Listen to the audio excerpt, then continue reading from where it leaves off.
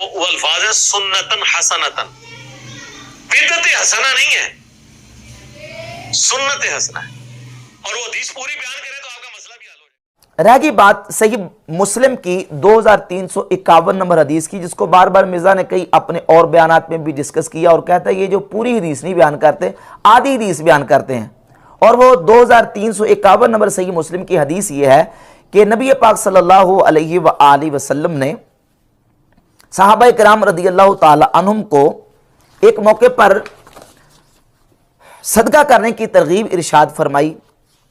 تو ایک شخص نبی پاک صلی اللہ علیہ وآلہ وسلم کی بارگاہ اقدس میں صدقے کا مال لے کر آئے، اور بہت زیادہ صدقے کا مال حضور علیہ الصلوۃ والسلام کی بارگاہ میں اس صحابی نے پیش کیا اور پہل کی لانے میں۔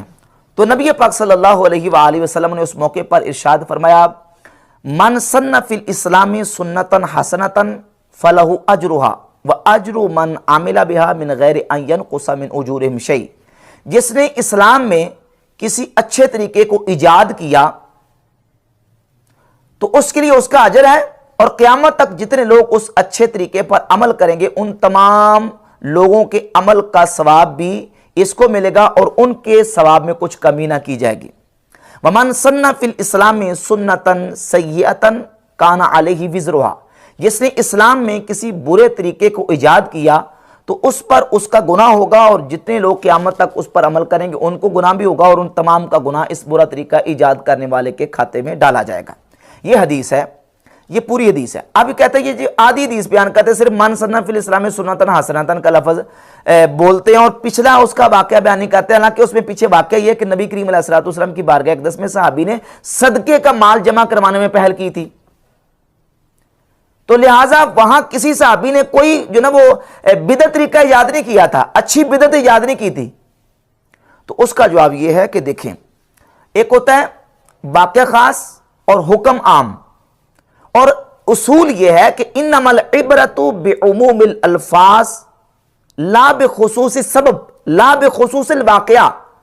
حکم جو ہے وہ اعتبار ہوتا ہے عمومی الفاظ کا، نہ کہ خاص واقعے کا اور نہ خاص سبب کا۔ بعض اوقات نبی پاک صلی اللہ علیہ وآلہ وسلم ایک خاص موقع پر ایک شریعت کا عام حکم بیان کر دیتے ہیں، اور اس عام حکم کو دیکھا جاتا ہے، اس خاص واقعے کو صرف جو نا وہ بیس بنیاد بنا کے اس حکم کی عمومیت سے انکار نہیں کیا جا سکتا۔ اس کی دلیل اس حدیث کے اندر موجود ہے۔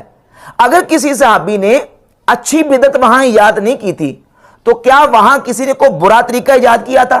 نہیں۔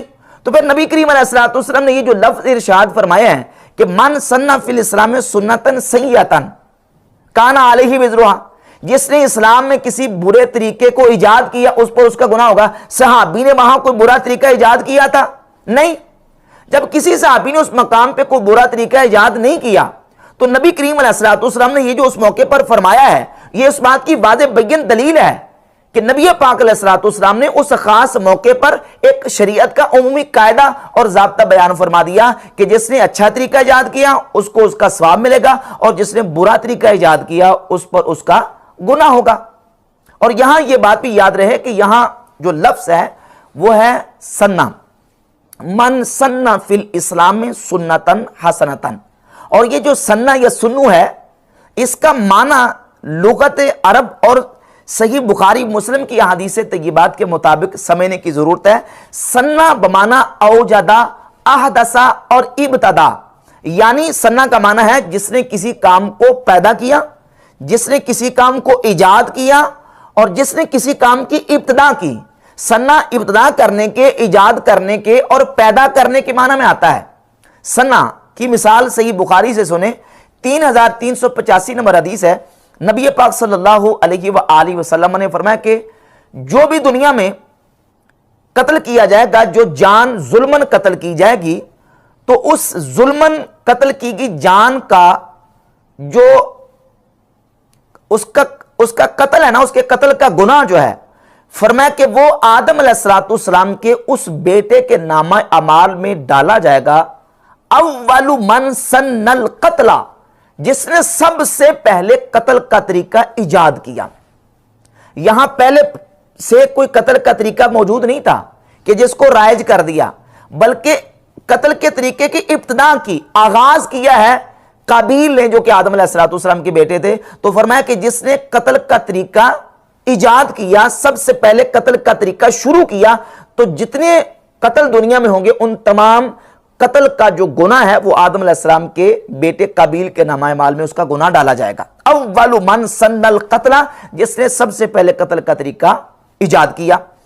ऐसे ही सही बुखारी में 3045 नंबर हदीस है कि नबी करीम सल्लल्लाहु अलैहि वसल्लम के सहाबी थे खुबैब रदियल्लाहु ताला अन्हु को जब मुशरिकीन फांसी देने लगे, कत्ल करने लगे, तो आपने कहा मुझे 2 रकत नमाज पढ़ लेने दो। तो आपने उस वक्त 2 रकत नमाज पढ़ी। इमाम बुखारी रहमतुल्लाह सही बुखारी में 3045 नंबर रिवायत नकल करते हैं, फकाना खुबैब हुवा सन्नर रकातैन, हजरत खुबैब वो शख्स हैं पहले के हुआ सन्नर रकातैन लिकुल्लि इम्रिन मुस्लिमिन कुतिला सबरन, कि जिन्होंने उन मुसलमानों के लिए जिनको जो ना वो जुल्मन शहीद किया जाए, उनके लिए 2 रकत कत्ल होने से पहले, शहादत से पहले 2 रकत नमाज पढ़ने का तरीका इजाद किया।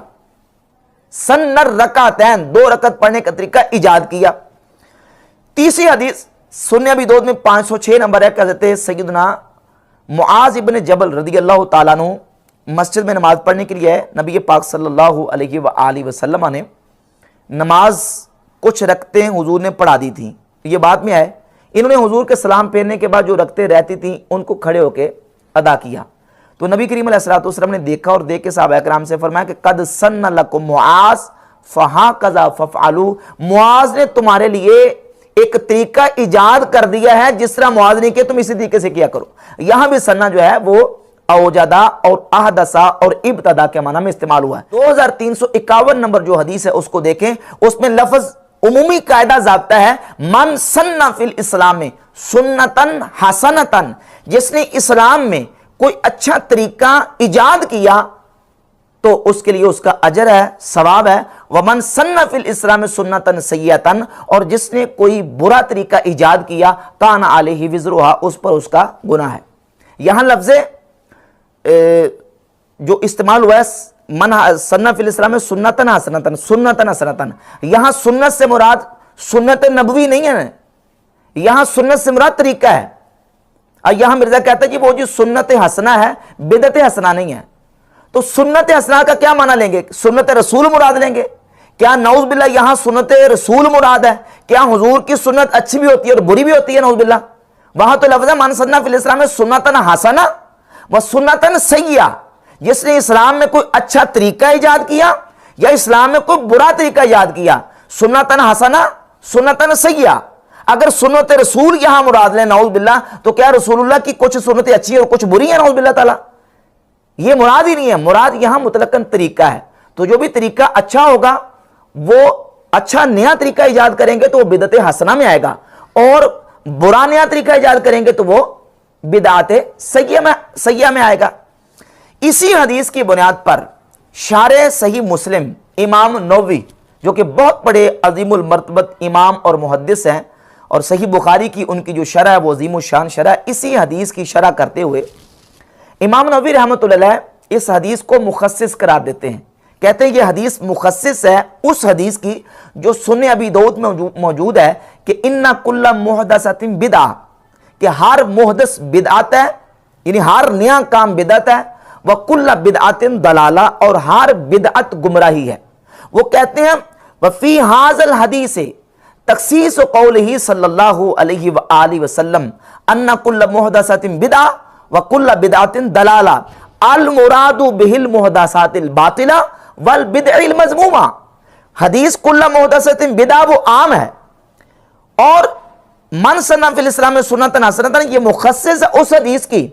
इस हदीस ने उस हदीस की तखसीस कर दी कि जो कहा गया कि हर बिदअत गुमराही है, तो कहते हैं मुराद अल मुरादु बिहिल मुहदसातिल बातिला वल बिदअल मज़मूमा, मुराद वो नए काम है जो बातिल और मज़मूम है, अच्छे नए काम उस पे मुराद नहीं है, क्योंकि अच्छे नए कामों को मन सन्ना फिल इस्लाम में सुन्नतन हसना वाली हदीस ने निकाल दिया है, वो उससे निकल गए। ये इमाम नववी रहमतुल्लाह अलैह ने इस हदीस की शरह बयान की है, और इसी बुनियाद पर इस तकसीम को सामने रख कर صحابہ اکرام اور خلفائے راشدین رضی اللہ تعالی عنہم کے جن معمولات پر اور جن اعمال پر بدعت کا لفظ بولا گیا تو اس میں ہم یہی کہیں گے کہ وہاں بدعت سے مراد بدعت حسنہ ہے اور اچھا نیا کام ہے جو صحابہ اکرام نے جو ہے وہ ایجاد کیا یا پیدا کیا ہے، وہ نیا برا کام نہیں ہے۔